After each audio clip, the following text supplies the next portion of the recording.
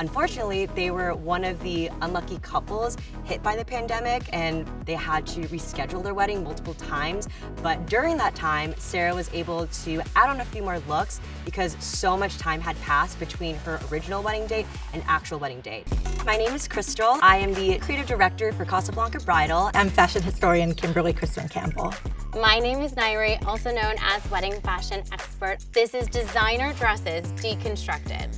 Today, we are deconstructing Sarah Hyland's wedding looks. Growing up, I watched Modern Family like religiously all throughout middle school, and so I feel like I just watched the entire cast grow up, and I grew up with them as well. And so seeing Sarah Hyland now get married to Wells from The Bachelor was kind of like this whoa moment for me. Sarah Hyland's wedding dresses were actually more understated than I expected to see. I thought she would go a little bit more over the top. You see her on the red carpet all the time, but I wasn't mad at it. It meant that she really just wanted to be elegant and sophisticated on wedding day. The gown she chose for the ceremony, it's perfect for an outdoor ceremony. It has a slit, it's got a bodice that looks strapless but actually has little chiffon sleeves that are kind of sliding off her shoulders. It's a beautiful choice for a rustic outdoor wedding at a vineyard. I'm a huge fan of showing your leg off with a little bit of a fashion shoe moment into the mix.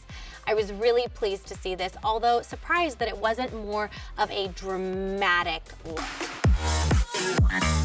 For her first dress, she wore an ivory silk Vera Wang haute couture ball gown that featured a sweetheart neckline and hand-pleated bodice.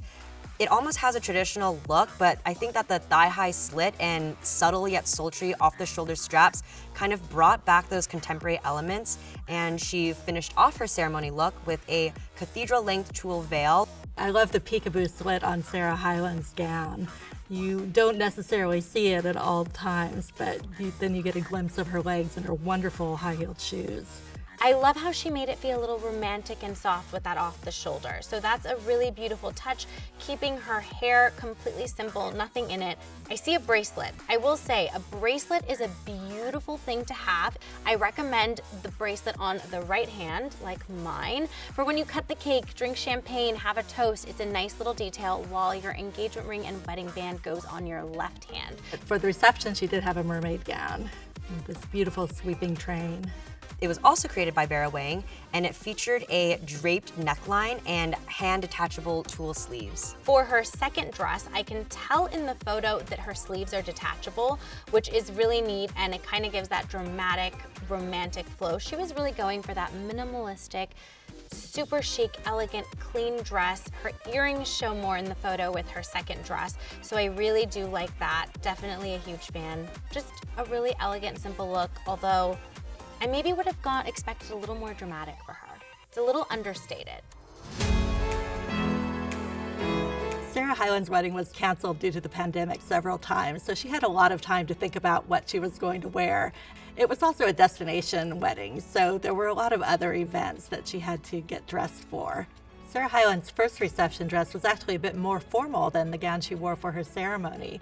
It also has these wonderful detachable chiffon sleeves, and I can see that really catching on with brides who want to change up their look during the ceremony or the reception.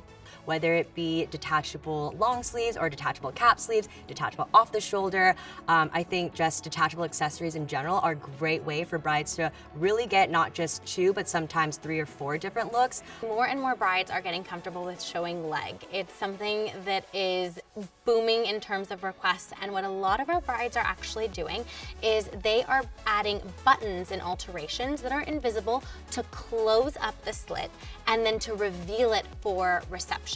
Or you can opt to have that leg out the entire time and do what Sarah did and change into a fitted dress and a little bit more of a party look for your reception. Both options are lovely, but you have these little elements of surprise that people do not expect. And that also includes accessorizing with a veil or different capes. And so I think that with bridal trends kind of really gearing towards personalization and customization, adding and opting for all those different accessories can really help bring out your personality.